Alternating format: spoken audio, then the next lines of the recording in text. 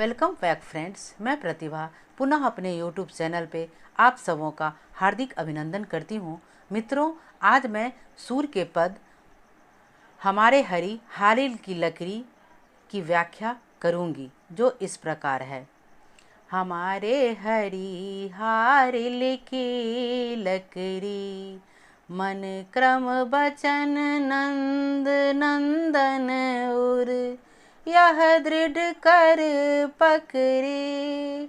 हमारे हरी हारिल की लकड़ी, जागत सोवत स्वप्न दिवस में, जागत सोवत स्वप्न दिवस में, कान कान जकरी। हमारे प्रभु हारिल की लकड़ी, सुनत जोग लागत है सो, सुनत जोग लागत है सो, ज्यों करुई ककरी।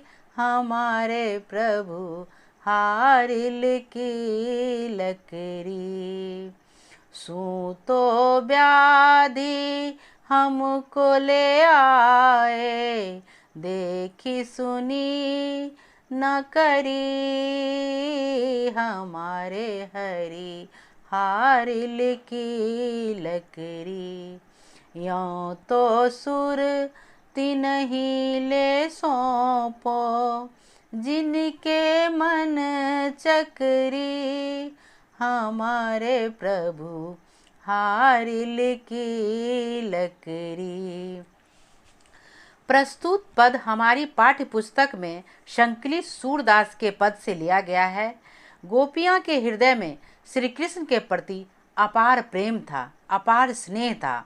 श्री कृष्ण को जब मथुरा जाना पड़ा था, तब उन्होंने अपने सखा उद्धव से निर्गुण ज्ञान पर सगुण ज्ञान की विजय के लिए उन्हें गोपियों के पास दूत बनाकर भेजा था। गोपियों ने उद्धव के निर्गुण ज्ञान को सुनकर अस्वीकार कर दिया था और स्पष्ट किया था कि उनका प्रेम तो केवल श्री कृष्ण के लिए ही था। उनका प्रेम स्थिर था, अस्थिर नहीं। अब इस पद की व्याख्या इस प्रकार है। श्री कृष्ण के प्रति अपने प्रेम की दृढ़ता को प्रकट करते हुए गोपियों ने उद्धव से कहा कि श्री कृष्ण तो हमारे लिए हारिल पक्षी जो है उसके लकड़ी के समान बन गए हैं। अर्थात जैसे हारिल पक्षी सदा अपने पंजों में लकड़ी को पकड़े रहता है, वैसे ही हम सदा श्री कृष्ण को ध्यान करते रहते हैं, श्री कृष्ण को हमेशा भजते रहते हैं, श्री कृष्ण में रमते रहते हैं। हमने मन वचन और कर्म से नंद के नंदन श्री कृष्ण के रूप को अपने स्मृति को अपने मन में बसा लिया है। वह कहती है कि हम अपने मन क्रम और वचन से श्री कृष्ण की जो स्मृति है, नंद के नंदन की जो छवि है, उसको अपने मन में बसा लिया है। अब मेरे मन वचन क्रम में दूसरा कोई नहीं हो सकता है।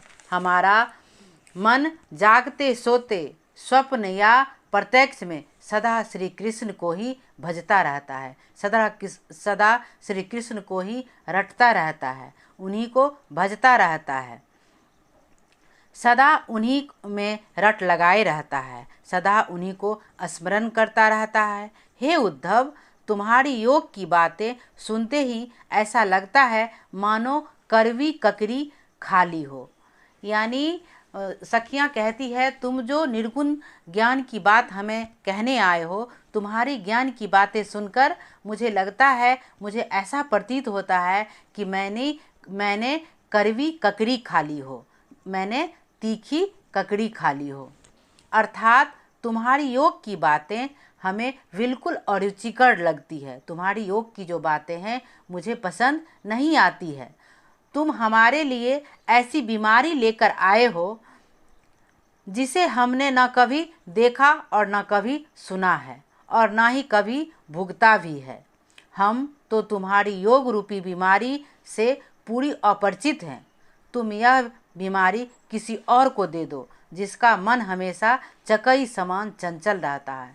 मैंने कहते हैं तुम जो निर्गुण ज्ञान लेके आए हो वह मैं अस्वीकार करती हूँ। तुम्हारा यह बीमारी जो है मेरे लायक नहीं है। मैं इसको ना जानती हूँ ना जानना चाहती हूँ। यह बीमारी तुम किसी और को दे दो। मन जिसका तुम यह बीमारी उसको दो जो चकई के तरह चंचल जिसका मन रहता है। हमारा मन तो श्री कृष्ण के प्रेम में दृढ़, स्थिर और संकल्पित है।